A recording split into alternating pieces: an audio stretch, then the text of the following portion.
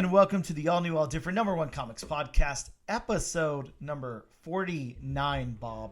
48 more times. 49 episodes. 47 more times. Sorry, 48 episodes in the can. 49 right now. We're coming up on episode number 50, Bob. We are. That's a big episode number. Yeah. I can't believe it. And I said this on my YouTube channel the other day when I was doing like my comic book haul video.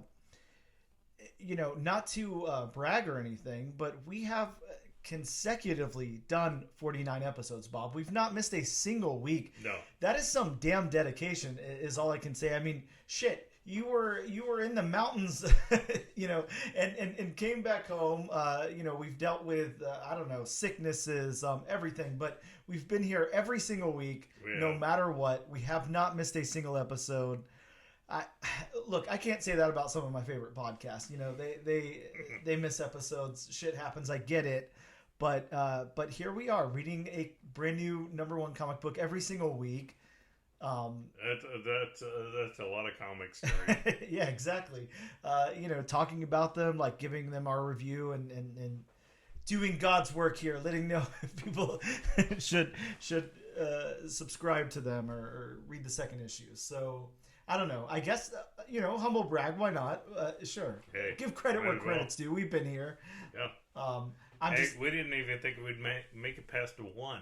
Yeah, exactly. It seemed like that was going to be a lot of work, and it was a little bit of work, but we did it, and here we are now. So I don't know. I'm proud of us. Super cool. So yeah, 49th episode here. I think I only have at this point another 45 more times to say the episode. I was going to say 45. Yeah, we'll ballpark that. Either way, we are in case you didn't know what we were, we're a comic book podcast where each and every episode we review we take a look at a brand new first issue comic book that released that week, break down the story and art beats. The story beats the art. However I'm saying this. This isn't my first episode, I swear. Arts have beats. Yeah, too. Sure. We give it somewhat of a review and let you guys know if we think that you should move on to issue number 2 or not. We also talk a little bit of comic book news, even when that exists, and we talk about the new books that are out this and next week in local comic book shops. Bob, this week we're going to be covering the all-new #1 from Oni Press. We have a returning... Yes. I didn't think we'd get another Oni Press book in this year, but somehow we did. So, yeah, from Oni Press. Bob, if you would. From Oni, like Dan said, from Oni Press, Invasive #1 written by Cullen Bunn. Yes, Bob, by the master of horror himself, Cullen Bunn. I'm excited. I don't know how many Cullen Bunn books that is for this podcast so far, but... it's definitely more than one. Well, yeah, we have this. We had Lamentation. Oh God, Lamentation was such a good book. Yes. Jeez. So at least 2. I'm probably leaving. Oh yeah, you're missing a couple. I can't think. We also did we did a bonus episode with now I can't remember, the Midnight Show. That was him. But yeah, you and I have done a few Cullen Bunn books. Right. Either way, that's what we're covering today. Invasive #1, Cullen Bunn and company. We're going to take a quick break, and we will return in a second with some comic book news.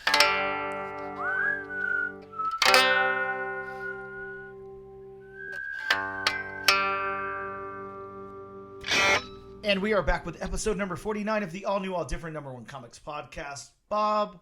the news is very, very light, as you just said off air. Comic book light. Comic news light. Yeah, very light this week. Not much to talk about. Of course, the Wheel of Time is set to be, I'm not sure if this is supposed to be live action. I would assume so. A live action trilogy of movies set to be directed by the same person that did The Handmaid's Tale. And I don't know much about the Wheel of Time. I don't know if you do. It's Robert Jordan's Wheel of Time. I had some friends that were really into it, but I never dove into it. I'm not sure anything about it other than, we have a couple of series here. There is Robert Jordan's The Wheel of Time. There was, I guess, like 3 issues published. And this was... Bob, I didn't even know this publisher. Dabble Brothers? if you've ever heard of that publisher. I actually have not. Never heard of it. Yeah, this was like the first appearance of this, I get franchise or whatever. Then we had Robert Jordan's The Wheel of Time New Spring, which was a series published in 2005 by Red Eagle. And then we got Robert Jordan's Wheel of Time, The Eye of the World, published in 2010 by Dynamite. So those are some issues you might want to chase if you're like a heavy speculator. I don't know much about the Wheel of Time. Like, it's like, why would you even waste your time with comic books? Get the novels, I guess, if you want. But I don't know. Whatever. Sometimes, comic books heat up just because there's a show or whatever. So right, makes sense. Bob, we just kind of talked off air too about the What If Season 2 second trailer that dropped. Really not much to say about that either. It's Christmas themed. It's like 12 Days of Christmas type of thing. I will say I really enjoyed the first trailer a lot more than this one. This one was just kind of like a little teaser, but it made it a little too like happy and campy for me. I liked the tone of that first one a lot more. Well, I mean, that's why that's pretty much the only reason they made it. Yeah, was exactly. Christmas theme. Yep. Yeah, agreed. How about Marvel announced that a animated Black Panther spin-off series that will feature. Now listen to this, Bob. I don't know if you read this news or not. But no, I didn't. I didn't read deep into it. Okay. Yeah, this one's going to feature Wakandan warriors who travel the world retrieving dangerous vibranium artifacts. I'm really into this. So it's Black Panther meets Indiana Jones. Exactly, right? Like globe-trotting adventures and yeah, I'm really into this. This sounds really cool to me. I'm excited about it. I don't know. I guess Eyes of Wakanda is going to be the name of the show. I'm not sure, but yeah, it sounds really cool to me. I'm excited about that. It sounds pretty awesome. There's also early stage development of a production Netflix is putting out for My Hero Academia. Again, I don't know much about that world of comics. So. I don't either. I just know it's a very beloved series. Oh yeah, absolutely. Yeah. People love that. Bob, I actually had this issue a while back when I used to do my live sales because this was a free comic book day comic book, 2016 free comic book day by Viz Media. It was like a flip book. One side was One Punch Man, the other side being My Hero Academia. I never knew much about it. I just had it, and one day I was doing a live sale, and one of the girls in the audience was like, "Hey, do you happen to have this?" And I was like, "Yes, actually I do." And very specific. Yeah, exactly. And I looked up the value, and I was like, "Oh, okay. Well, this was a free comic book, and I'm about to sell it to you for like $25. So sounds great to me. I don't know if now don't it's worth more. Don't you love that? Yeah, exactly. Yeah, a lot of fun. Yeah, but it's saying on the high end it's worth about $50 right now. So that always translates. I don't know about you, but anytime I go to like Key Collector and they have like their high end on there, but it's in the like news alerts, you go to click that eBay link. The high end is like the low end now. So if it says on the high end 50 and you're clicking that eBay link, you're looking at 75, 100, 150. Like it's always way above that. So yeah, once they put out that alert, the sellers catch on. So if you're gonna get out speculation books, definitely use eBay. Yeah, exactly. A piece of news that you brought to me this last week, Bob. Sean Gunn being cast in the DCU as Maxwell Lord. Wow, can't talk. Yeah, exciting. I guess. I don't know. I don't know much. Can't really say I'm surprised. Yeah. Considering James Gunn and we've seen from Guardians. Yes. He likes using his brother, and apparently there's been a couple of DC actors, Zachary Levi especially, that I've heard has basically said the same thing about why wouldn't he get cast? Yes. In the DC universe. Oh yeah. Yeah, so I don't know. That's cool. I really like Sean Gunn a lot. As you know, Bob, big Gilmore Girls fan. He was a regular on that show as Kirk. So I'm always excited to see Never him. watched, so I have no idea what you're talking about. I have no idea why you wouldn't want to watch that, but okay. That's, whatever. That's up to you. Bob, a little, I don't know. I was kind of excited about this. I'm not much of a gamer. I don't really play games or anything, but there's a developing action game coming out, single player action game, a mature single player action video game set in Paris with Blade. So Blade the Vampire. I did hear rumors about that. Yes. I have heard a few things about that, and I mean, if you're going to have Blade as the antagonist, or protagonist, I'm sorry, why wouldn't it be a mature game? Yeah, I'm very into that. That's cool. I don't know. I don't know how this will be released. Like if it'll be like console release or something else. Oh yeah, I could definitely see it.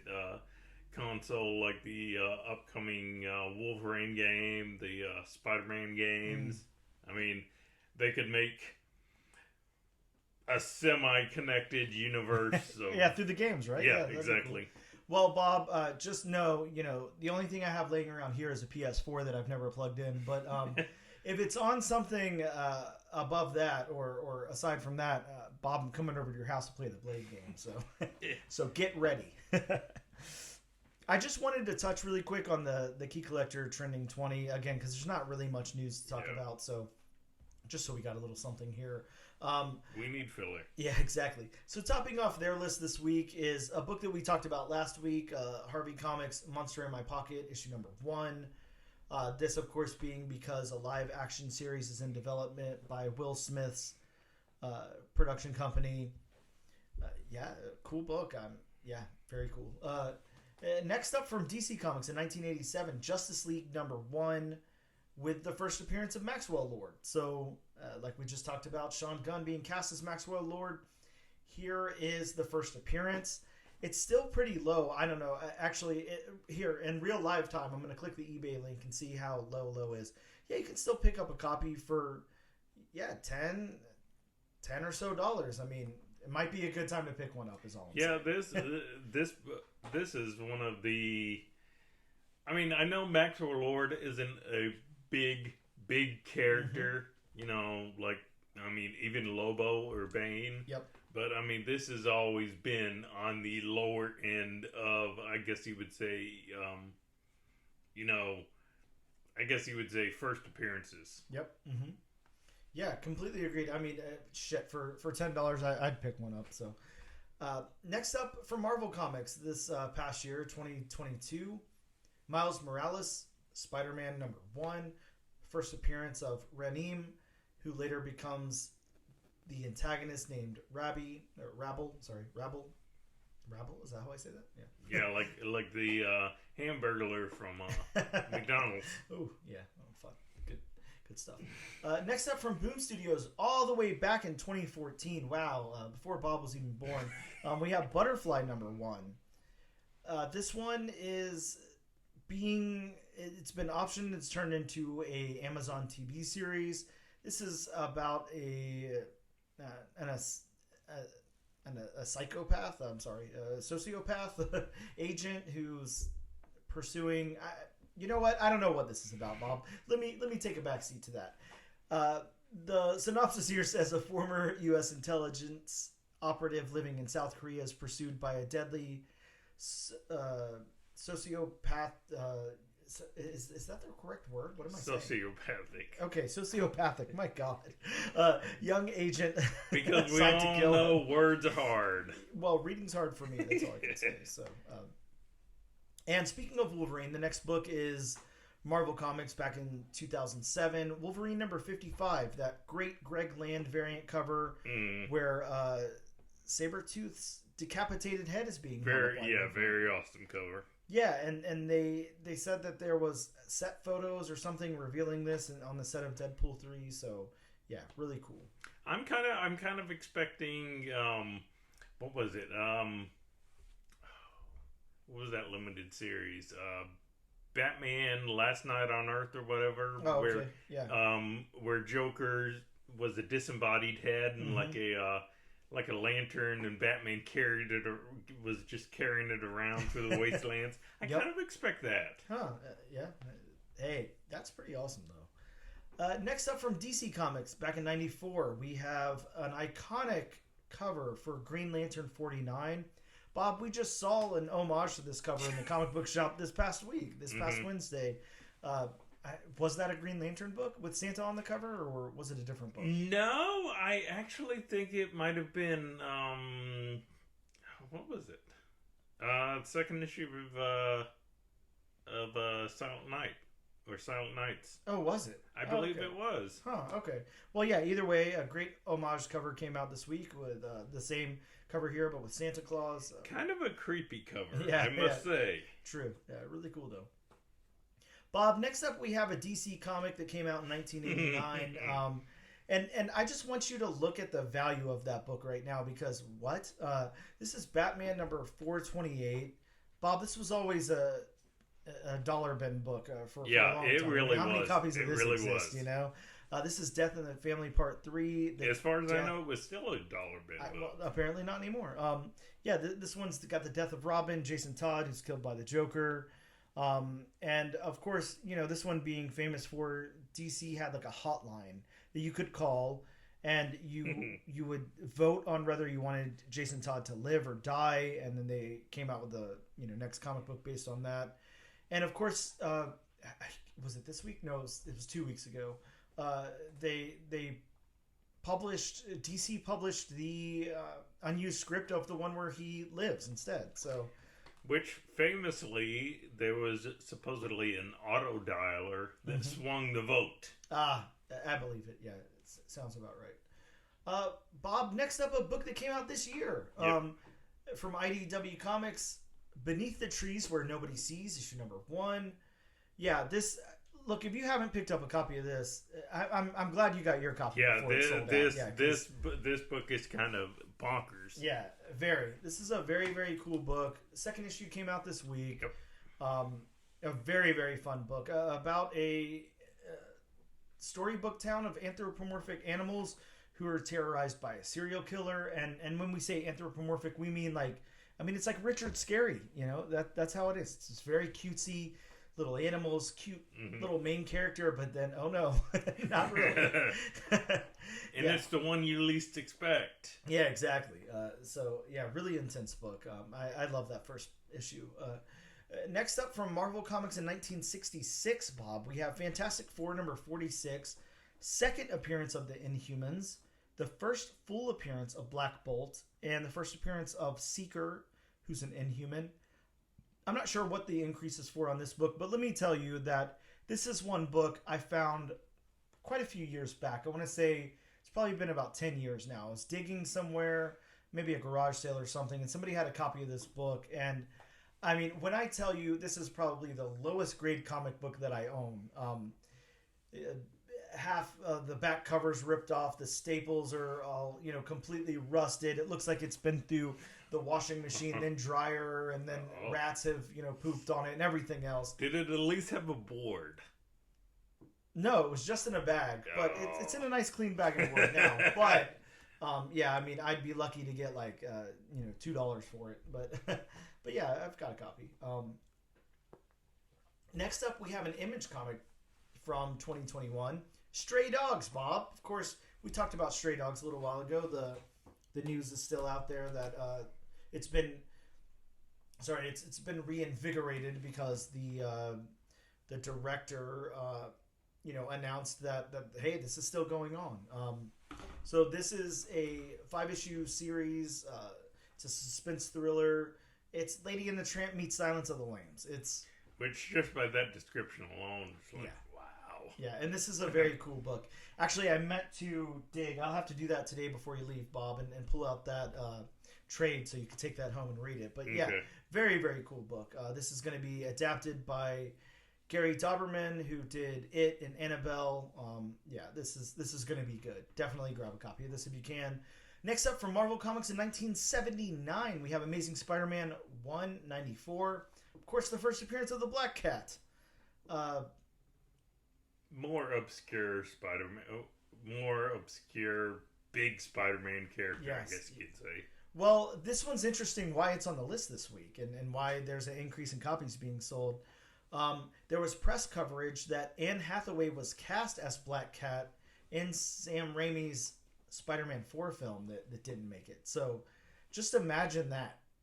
Anne Hathaway, who later played. I was about to say she could play two. She would have played two cat themed anti-heroes. One from DC and one from Marvel. Yeah, so I think Marvel missed the boat on this one. Of course, we all missed the boat because Spider-Man 4 by Sam Raimi would have been amazing. I love the original Tobey Maguire trilogy there. It's so good. Except for the third one. No, I love it. Look, I'm a fan. I mean, yeah, it's got some goofy moments, sure, but... You just wanted to see Tobey Maguire and his awesome dance. Damn right. Hey, that was some good hair he had, too. I'm not going to lie. But, yeah, so that one's on the list. Next up from Marvel 2007, we have Wolverine Origins 10. First appearance of Daken, the son of Wolverine. And Marvel launched a travel website at explorematchreport.com.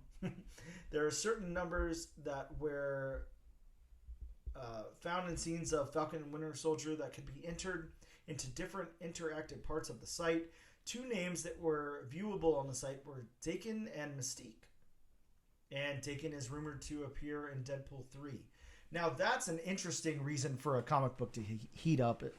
Is all I can say. Of course, I mean, at this point, everybody's been rumored for Deadpool 3. Exactly. Yeah, it seems like Deadpool 3 is going to have every single character in the entire Marvel. It's going to be bigger than Endgame. I guess so. Maybe that's what they need. Next up from Marvel Comics, again, 1966, we have Fantastic Four, issue 53. It's got the first appearance and origin of Claw, second appearance and the origin of Black Panther, the first appearance of T'Chaka, Black Panther's father, and the first mention of Wakandan vibranium metal. Speaking of Claw, I wish they would have kept his character alive. I wish they wouldn't killed him halfway through the first Black Panther movie. Yeah, I mean, Andy Serkis did such a good job in that phenomenal limited role that he had. Yeah, completely agreed. Yeah. Plus, I mean, when do you actually see his face? Yeah, true. I mean, dude, I would take an Andy Serkis Claw solo movie. I'd be fine with that. Yeah, it'd be great. So would I. Next up from Marvel Comics in 1973, we have Tomb of Dracula 10. Bob, this is like a really small book with just a minor character that, doesn't really pop up anywhere. But yeah, I don't think you really need to explain the importance of this comic too much. Yeah, this one's got the first appearance of a character named Bloody. Blood fighting blood. Yeah. Blade's first appearance there. Of course, look, you're not touching this book for under $1,000 now anyways. So thanks a lot. Just what we needed. More ways for me and Bob to not be able to get a copy. Again, very, very sad. And I've told this story before. I had this book at a... me and a couple of buddies of mine went down to a show in St. Augustine. Mm-hmm. I mean, this... Oh, God, I can't remember how long ago this is, but I bought what turned out to be graded a mid-grade copy, so I believe like a 5 or 6. Mm. And I think I spent $200. Oh, God, Bob. Mm-hmm. Just imagine. Mm-hmm. You can't even, I mean, at this point, you can't be in the same room with a copy of this book for $200. No. They'll just tell you to get out. No. Yeah, wow. Next up from Marvel Comics 1993, we have Deadpool the Circle Chase, issue number 1. The first solo limited series featuring Deadpool and the first appearance of Slayback. How many copies of this do you have? Oh, God, Bob. I don't even know. A lot. Yeah, I think this is one of those comics where everybody has many multiple issues, and they don't even realize how much they have. Yep, exactly. Yeah, quite a few of those. Definitely pick it up every time I see it, but I think it's finally at that point where you're not going to see it in a bin anymore. It's going to be up on a wall somewhere at this point. Right. Next up from Marvel Comics in 1966, a lot of Fantastic Four this week. We have Fantastic Four 52. Of course, the actual first appearance of Black Panther, T'Challa, the King of Wakanda. Again, I wish. I don't have a copy, so wish I did. Next up from Marvel Comics, 1987, Punisher #1, the first ongoing solo Punisher series. Mm-hmm. Definitely a book that I have a few copies of. A great book, a great series and everything there. So, and speaking of great series, Bob, I don't know if you've ever read this book or not, or this volume, this 1977 volume of Miss Marvel. I've read a couple of issues from it. Phenomenal. Really, really good stuff. This is the first appearance of Carol Danvers as Miss Marvel.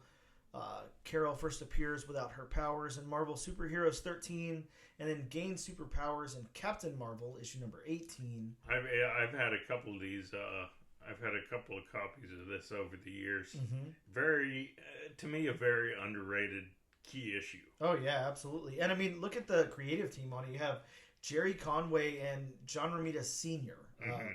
That's a book. That's a monster. Next up from DC Comics in 1987, we have Watchmen issue number 1, the premiere issue of a 12-issue series that explores the dark side of superheroes from a realistic, flawed perspective. First appearance of Rorschach, Dr. Manhattan, Ozymandias, Silk Spectre, the Comedian, and Night Owl. Alan Moore based his characters off of DC's newly acquired Charlton heroes, The Question, Captain Atom, Thunderbolt, Nightshade, The Peacemaker, and Blue Beetle. And it looks like an animated Watchmen feature is now in development. Very interesting. Yeah.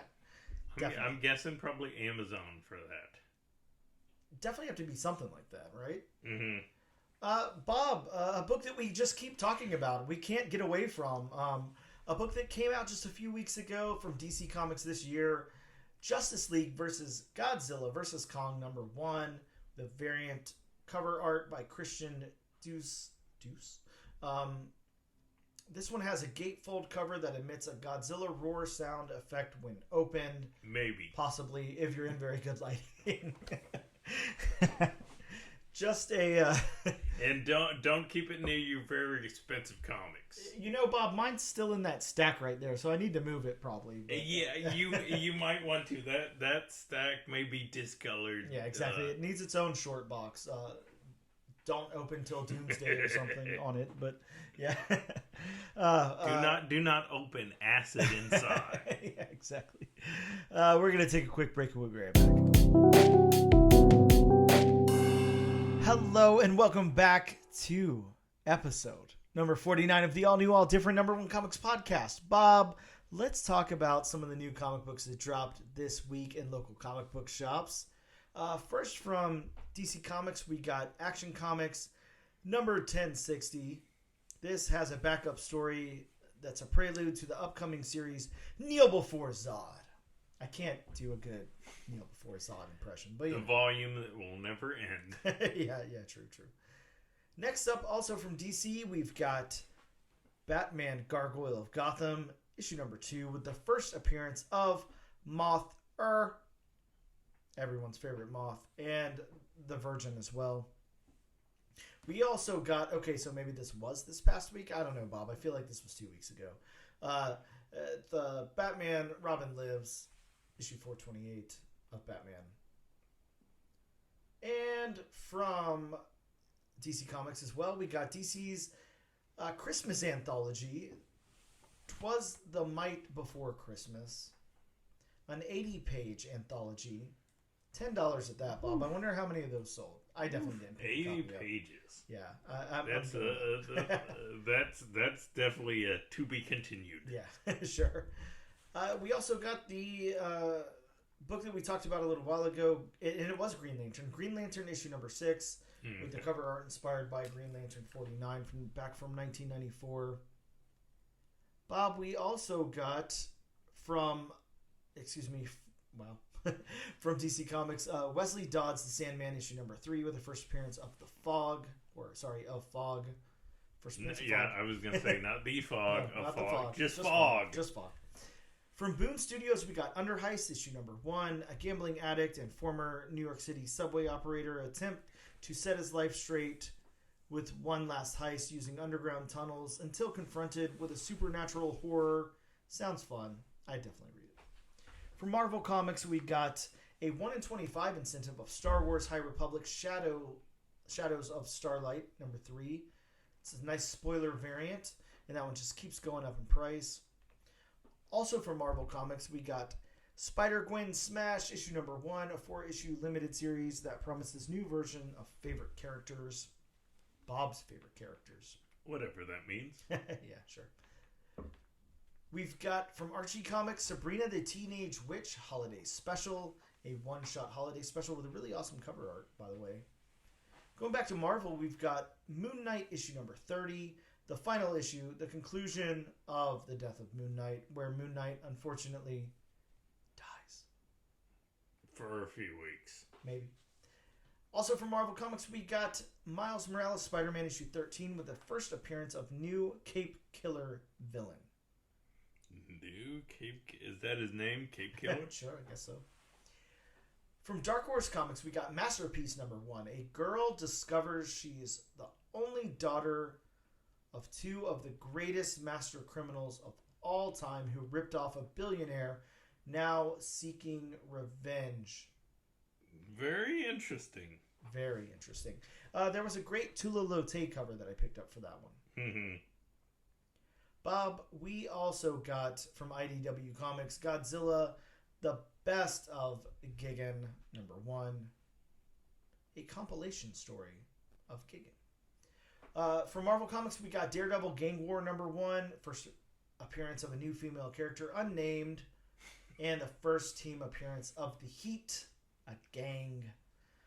This one written by the great Erica Schultz, so you know it's going to be good. That is a very vague description of a first appearance. That's why you got to pick up the book to find out what's going on in it. Isn't every issue the first appearance of a new female or male character? Maybe. I mean, I guess sometimes you just don't have anybody in there. It's just the same characters. I don't know. From Scout Comics, we got Blood Run number 1. A racetrack from hell attracts the most ruthless of drivers to this unholy super speedway to test their mettle. With each passing lap, the sadistic violent ratchets up to another level. That's an insane sounding book, Bob. It actually sounded like a comic form of the movie's Death Race that we got a few years back. What was it, Jason Statham? Yeah, I never watched any of those. Any good? I mean, early Jason Statham movies. Okay, yeah. So we know what we got. Right. And rounding us off from IDW, we got Addams Family, Charlatans Web number 1. A new stories spun off from the animated series. Pun intended or unintended? I would assume it's intended. Yeah, I would assume that. That's what I think, at least. We're going to take a quick break, and when we return, we're going to go over our review of Invasive number 1.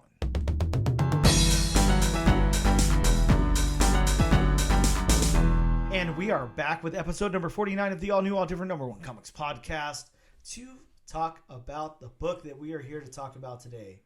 Invasive number 1 from Oni Press. See, we just wanted to talk about Cullen Bunn.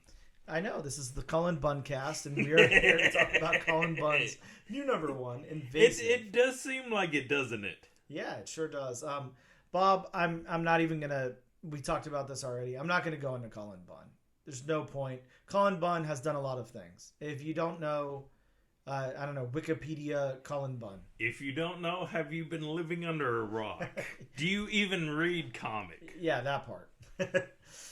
Now, Jesus Hervas is the illustrator on this, and Jesus, Bob, we loved Jesus's artwork whenever we covered Marvel Unleashed. Mm-hmm. But Jesus has also worked on Penny Dreadful for Titan, on Hellraiser for Boom, which I can definitely see that working.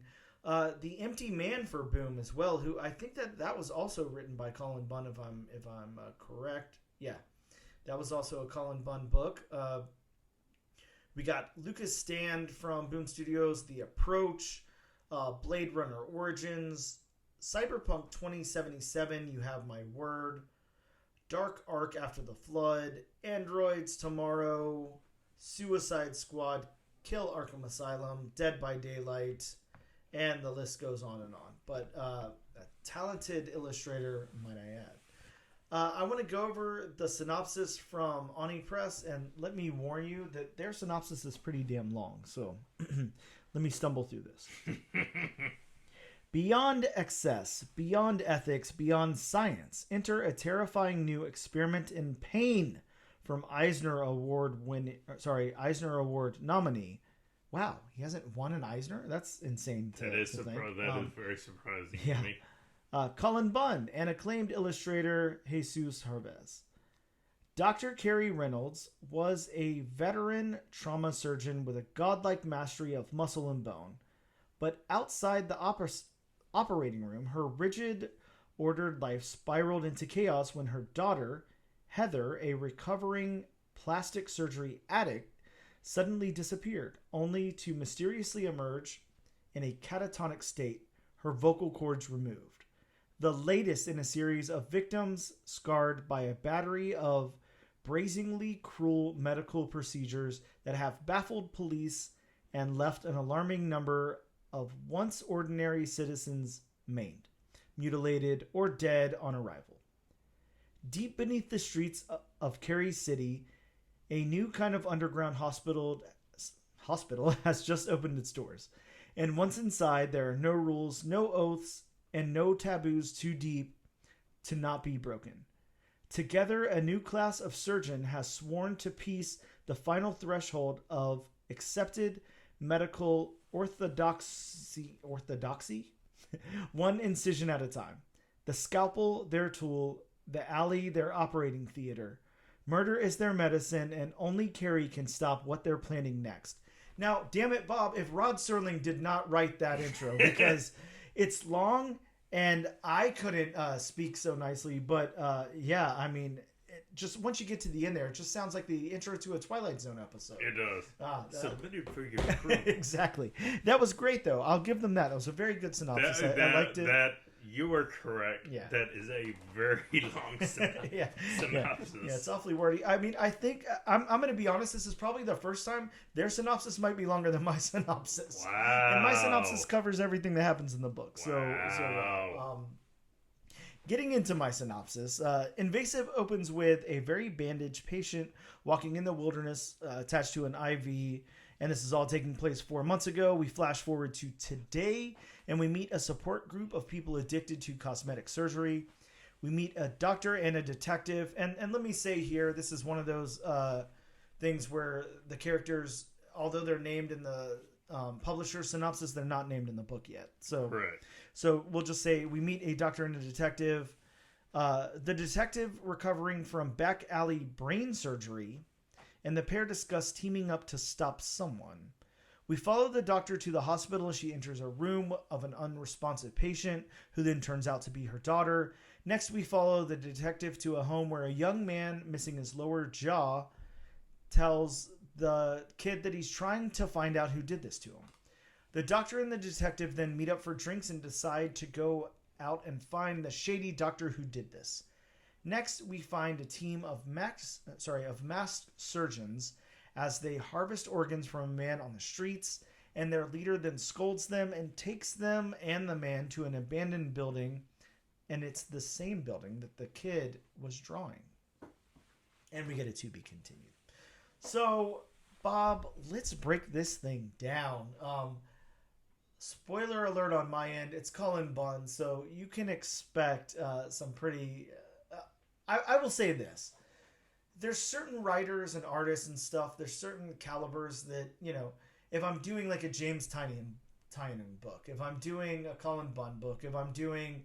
Mike Allred. Yeah, definitely Mike Allred. Tyler Crook, you know, like, I can't put them on the same level as like somebody that's unknown to me, you know, and say, yeah, the story was pretty good or whatever. Like, I'm like, they kind of got a hit for me because I'm like, look, if most of the time you're knocking it out of the park, like, and then you're not here, then, you know, that's going to be commented on. Mm-hmm. So I just want to preface with that before we get into this review, but that's how I will be looking at it. But let's get into the story beats, Bob.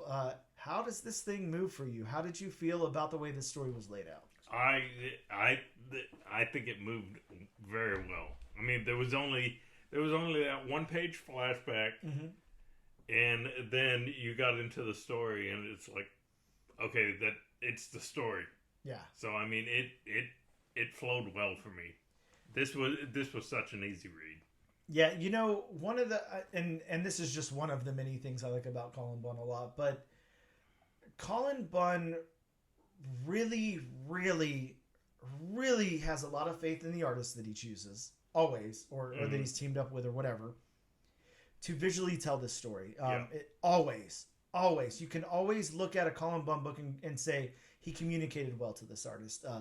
He said, here's my notes, here's, whatever, and here's where I want the story to go. Here's where I want this character drawn. Yep. Here's how I want this drawn. I mean, the communication just seems like it has to be impeccable. Because this is so tightly knit. Like, the story beats work really, really well here. This is playing out like a movie. It's done really, really good. Yeah, I don't know what else to say about the story beats. They're done fabulous. And yeah, just on a side note, like I was saying before the podcast, of course, the only book that comes to mind, I'm sure we've done others, like we both said, but the only other Cullen Bunn book that comes to like right off the bat was Lamentation, which was another horror book. Yep.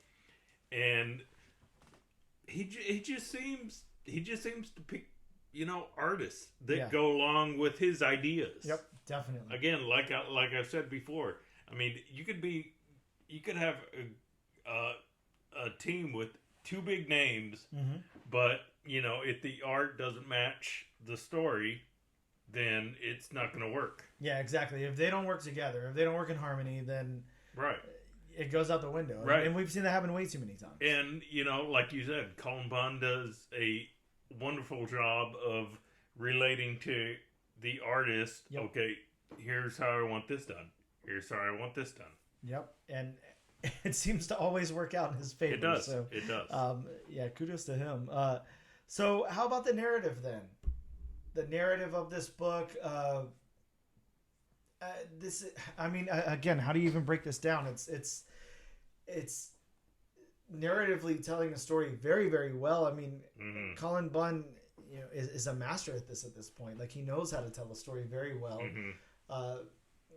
This works in this nice third person here, where we meet our characters. We don't really spend too much time with anybody.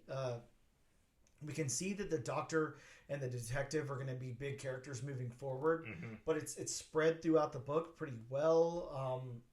And the narrative structure of this is just, it's phenomenal. It works really, really well. I would say narratively, this is pretty impressive. Really, really done well. And it's definitely, the narrative is definitely telling an original idea that I've never seen before. Exactly. And Bob, maybe to get like a little personal here for a second or whatever, I've got horrible anxiety about medical stuff. I don't like medical things. I don't want to read about surgery. I don't like, like all that kind of stuff. Like, who wants to deal with that? Right. It's scary. This is not something I would typically be like super, super interested in, just because I, would kind of shy away from it or whatever. No, this is done so well. I'm just, it's so interesting. I don't know. We'll get into that later on more in the review, but just narratively, this is awesome. How about the dialogue then? We got, these characters. We have the detective, the doctor. We've got, the support group forming there. We've got the mother of the son whose jaw had been removed. So we've got a few characters here in this first book, and then of course later on towards the end of the book we have I don't know what we're supposed to call them, the team of underground surgeons with the leader and all of that. So we've got some unique voices in here. How do you feel like they were all played out in their dialogue? You feel like they had individual voices? Yeah, I did, and you could definitely tell their roles. I mean, you have the detective who's not, by legal channels supposed to be on the case anymore. But it's kind of like, I'm solving this case no matter if you tell me I can do it or can't do it. Yep. You have, the doctor who runs the support group who, basically it seems like she's going to find out what happened to her daughter no matter what. You have the I don't know. Again, they didn't really name names, so I don't know exactly what to call him. But you have the, I guess you would say the lead plastic surgeon is what I'm going to call him at the end, who basically seemed like, just from his dialogue, okay, I'm, the smartest person in the world, which if he's a plastic surgeon, he's definitely going to be, a smart person. Yep. So, yeah, I mean, each one has their own individual voice. Each one, by that voice, has their role defined. Yeah. Yeah, completely agreed. This is well defined, like you said, throughout this book. So how about the world building here then? This world that Cullen Bunn and Jesus are building.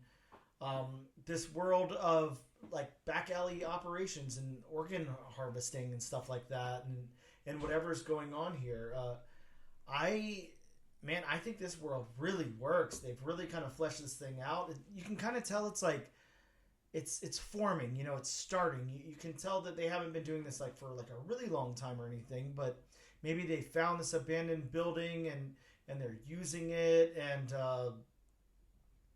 of course, the people in this story are seasoned. The daughter addicted to plastic surgery has been doing that for a while. A grizzled veteran cop. Yeah, exactly. So those people have been around, but the world they're building here is like kind of forming. It's kind of like a newer thing.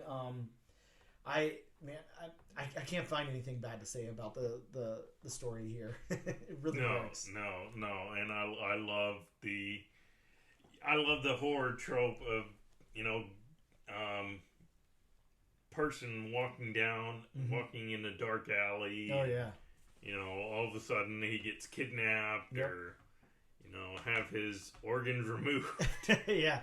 Yeah, and I mean, what a horrifying scene, They really did well here because, you've got a team. It's about 3 of these masked guys here, and they pull this guy down onto the ground and just, start cutting him open with a scalpel and removing organs. And the leader thinks he's dead, and then he finds that, it looks like he's still alive or something whenever they're driving to the abandoned building and all of that. And, and what are they going to take him in and do next? That's kind of what the cliffhanger here is. But just really, really good storytelling. Yeah, just on a side note, especially from that whole thing, I get a quasi. Do you remember the movie Dr. Giggles?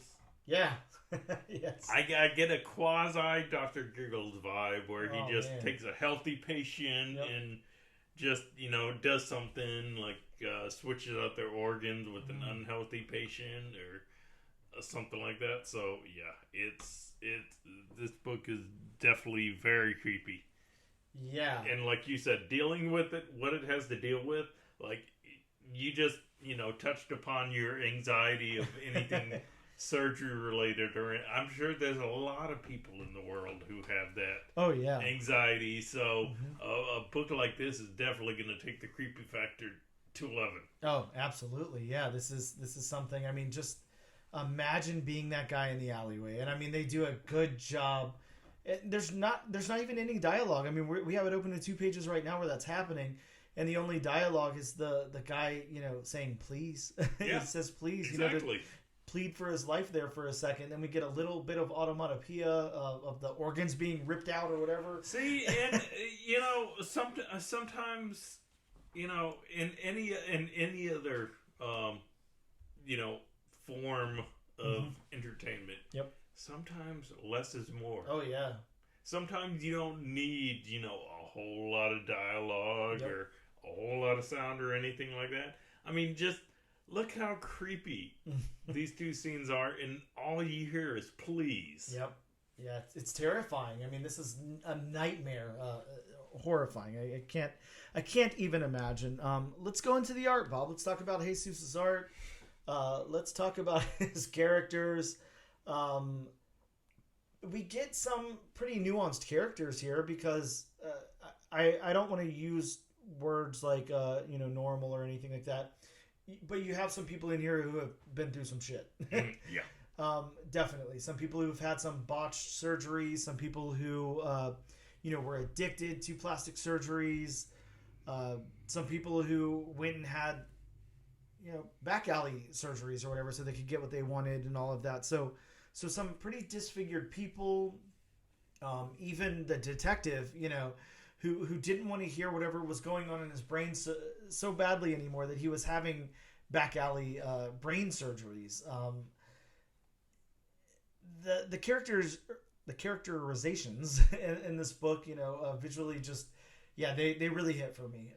We already talked about how well Cullen Bunn and Jesus Hervas are working together here. Mm-hmm. And the characters are definitely right up there too. The character, I mean, from the very beginning where you get the patient that we see 4 months ago, which I'm assuming is her daughter. Yeah, me too. I'm assuming that. I can't say for sure, but especially with the gas, the fact that she didn't actually say anything. Yep. Makes me think, okay, this is her daughter who had her vocal cords removed. Mm-hmm. And then we get the first woman in the support group talking about the plastic surgery, and oh man, that's a rough look. Yeah, and then we get the the kid with his jaw removed. At first you don't even see it. Nope. You just see the silhouette of his face, and it's like, oh, he's missing half his jaw. Yeah, that's terrifying. I mean, just his storytelling through his art. Yep. Yeah. Jesus does such a great job getting the story across. He really does, and like we already kind of noted here, this book is not. I would say if you weighted this on. This would be a little bit on the lighter side of dialogue, in my opinion. Like, there's not a lot here. No. But the story that's coming across is huge. It tells such a story, and does a good job telling it. And I mean, and it basically tells it visually. Yeah, I would say 75% of this is just through the art alone. Yeah, I mean, the most dialogue we get is what, maybe in the first half? Yeah, exactly. And then the rest is visually driven. Yes. So, I mean, kudos to that team for being able to pull something like that off. That's really cool. Mm-hmm. How about the backgrounds? We haven't really looked too much into the detail of the backgrounds. At least I haven't. I just read this book right before you got here. I hadn't read it multiple times, but I would say I really like the backgrounds here because, and the reason they work for me, sometimes we really like these detailed, heavy backgrounds and everything. And this has got it. Jesus can absolutely pull it off. You look at the scene where the doctor's first walking into her daughter's room there, and in the shadows, there's so much detail in the back. The knobs on the little, the display on the machine, like monitoring her heart and everything. The blinds behind her, all of that. The vents in the wall, the tile on the floor, flowers, everything. There's a lot of detail. And then we have scenes where, it really doesn't need any, and we're looking at something else. I love this. I think that the backgrounds work really, really well. See, and my description of the backgrounds is actually going to be, it's actually going to sound contradictory, but, I'll explain in as much detail as I can. Yeah. So, the backgrounds, to me, they definitely aren't the most polished. Yeah. We've seen some books with just, outstanding backgrounds. Sure. But this book does not, need, the polished backgrounds that we've seen from like Superman or any of those kind of comics. Mm-hmm. I mean, like I've said before, it's a horror book. Yeah. So you don't need like museum style, art museum style backgrounds. You know, it lends itself to kind of that, you know, rougher, you know, a little bit more edgy kind of art, I guess you would say. Yeah, I'm with you. This really works really well with that muted, kind of washed out perspective going on in the background and everything. Of course, like our foreground is the characters. That's what matters in this book. More so than, you know, I don't know what somebody has going on in their window, like 12 doors down. Yeah, whatever, see, and you know, you were bringing up also. You were talking about the room that her daughter was in. Yep. I mean, again, the backgrounds, you know, during the day when you got light, you know, again, aren't exactly, you know, the most detailed that I've ever seen. Which, again, I mean, for this book, it really, really works. Yep. But where you do get, you know, the detailed backgrounds is, you know, in the darker, shadowy, absolutely, you know, kind of backgrounds. Which, you know, for a horror book, if you're trying to get that creepy factor across, that's a great thing to do. Yeah, they definitely came across. I can say that. How about the locations? We've got the support group, the hospital, the kid's house, the, you know, kind of back alleyway and everything. I have no complaints about the locations either. They're all I have none at all. Yeah, I can tell what's going on. I can tell when we've changed locations very clearly. But like you said, kind of with the backgrounds too, it doesn't matter so much. I don't need it broken up that badly. You know,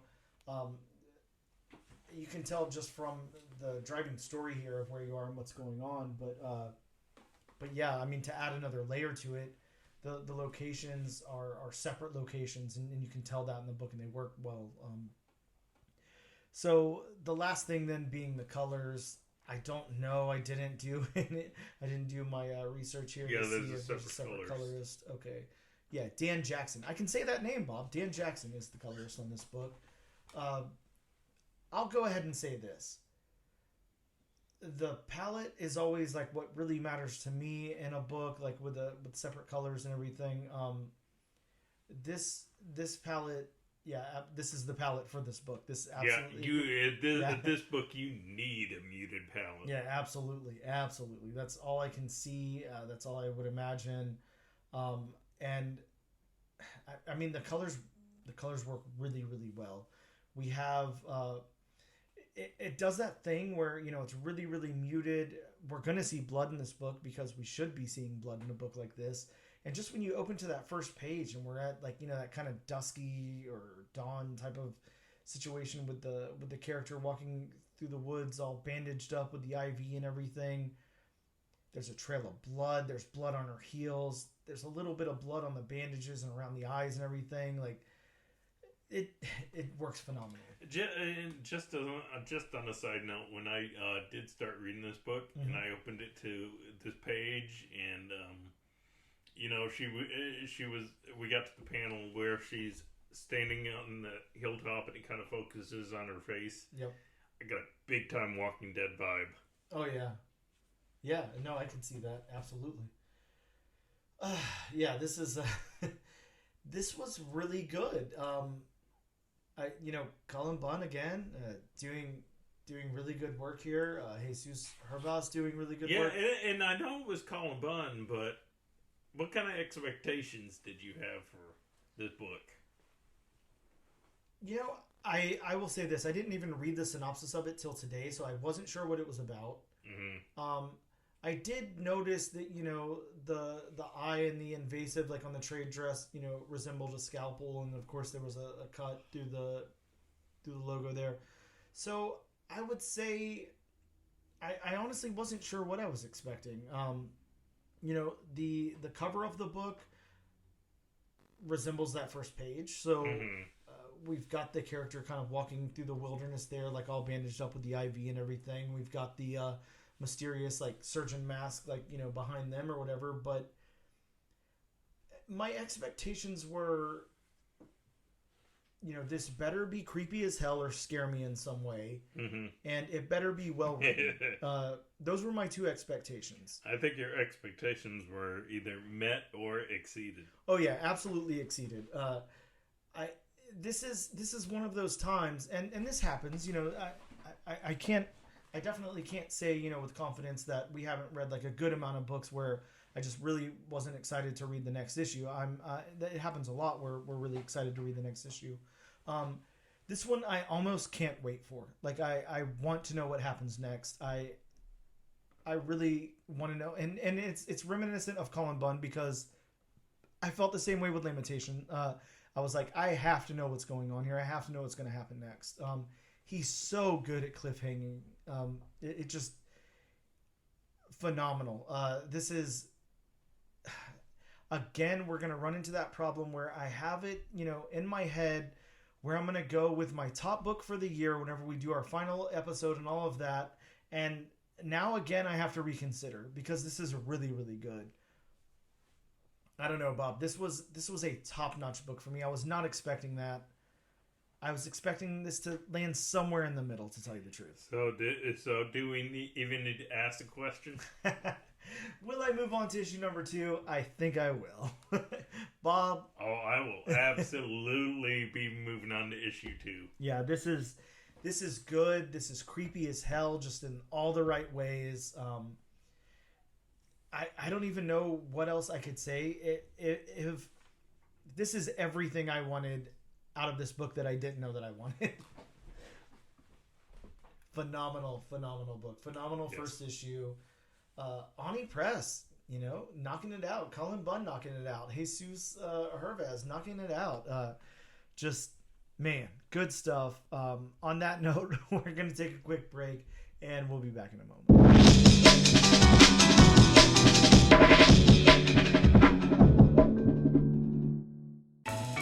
Do you listen to albums start to finish? Do you love concept albums? Are you always the first one at a party to bring up King Gizzard? Say no more. The Album Concept Hour podcast has everything you need. We have hot takes. It's like Voltron. It's just like Voltron. It's like Voltron with jazz. This is emo. This is Willie Nelson's emo trip. Bad improv attempts. That was. Let's all do our best Aussie accent. Let's not. Let's alienate all the Australians. And sometimes we even learn something. As they listened again and again to the song in the control room, Axel started saying, "Where do we go? Where do we go now? Where do we go?" Shut up. Spencer turned down the music and said, "Why don't you just try singing that?" And thus the last part of the song was born. Listen to the Album Concept Hour wherever you listen to podcasts. And we are back with episode number 49 of the all-new, all-different #1 comics podcast. Here to talk to you about some new books that are dropping in local comic book shops next week. But, as usual, first, we need Bob's famous disclaimer. Yes. Because it's disclaimer time with Bob. Yeah, as always, like I always say, these are just a few of the issues coming out. So if you want a more in-depth list, please consult elsewhere or call your local comic shop, and they'll probably be glad to read every solicit of every single comic coming out this week. That's right. And if you live here in Jacksonville, Florida, like Bob and I, make sure you hit up Ben at Gotham City Limit. He would love to go over each one of those titles with you. Talk about them. I don't know, play charades, do whatever. Remember, it's more than just a comic shop. It sure as hell is. So, first up from DC, we have Green Lantern War Journal number 4. This one's got the debut of Green Lantern Ring and Armor. New Green Lantern Ring and Armor. Because everybody needs armor nowadays. Especially new armor. Sticking with DC, we have Superman number 9. And sticking with armor, this is the debut of Superman Armor, created by Lex Luthor. Because Superman needs armor. Yeah, absolutely. But I mean, why not? He's Superman. Going to Marvel, we have Star Wars Dr. Aphra number 39. With the first appearance of the Inquisitor. Not the Inquisitor, but the Acquisitor. That's right. Sticking with Marvel, we have Star Wars High Republic #2. Bob, answer me this. Who or what is the child of the storm? What storm? I don't know. You gotta tune in to Star Wars High Republic 2 to find out. Yeah, I guess I'll find out. Yeah, sure will. We have a one-shot from Star Wars Revelations #1. This is introducing new characters and new twists and turns. Yes, from what I hear, this is going to kick off what's to come in the Star Wars universe. Probably a great book to pick up. Probably, yeah. Well, I mean, yeah, probably a good book. Again, with Marvel, we have Original X-Men #1. Bob, tell me you're not stoked about this one. This is a one-shot original story featuring the first X-Men team. This is going to be fun. It's got Greg Land art. It's going to be good. Yeah, I'm going to pick it up. We have Uncanny Avengers Fall of X #5. Captain Krakoa's identity is revealed! His identity was already revealed. That's alright. It's revealed here. Yeah, that's true. We have Marvel Tales Rom in the X-Men #1. Very out of left field. Yeah, this one's got reprinting of Rom 17, 18, 31, and 32. I don't know what happened in 19 and 19 through 30. Not an X-Men story, I guess. Oh, that's true. Staying with Marvel, we have Spider-Boy #2.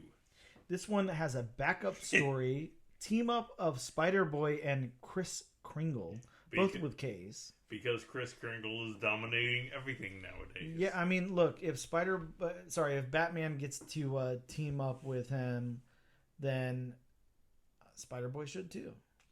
That is true. I agree. Bob, we decided we're not going to spin the wheel this time. There's not really too many #1s to talk about. Yeah, and it's we've run into this issue before. If we pick one of the smaller imprints, we run the risk of our local comic shop either A, not getting it in because of distributing, or not getting enough copies in. So we don't want to run into the risk of having to pick, another comic 2 weeks in a row. Yes, very true. So next week, we will be covering Boom Studios Animal Pound issue #1, written by Tom King. Bob, I don't think we've done a Tom King book yet. No, I haven't even read a Tom King book in a hot minute. Yeah, it's been too damn long, so we're covering Tom King this time. Get excited, get stoked. Bob is. And that about covers it. Thank you guys so much for tuning in. As always, check us out. We are on Instagram at ANAD_1 Comics Podcast. We are on X at ANADNO Comic Pod. You can check us out on TikTok at ANAD1 Comics Pod. And we're on YouTube under the name The Comic Book Channel. This and every week, you can be entered in a giveaway to win a copy of the book that we talked about. You're definitely going to want a copy of Invasive #1 because it's so damn good. All you need to do is use the hashtag AllNewAllDifferentNation on a social media post of your choice to be entered in that giveaway. And that's it. Bob, tell him we'll see him next week. We'll see you next week.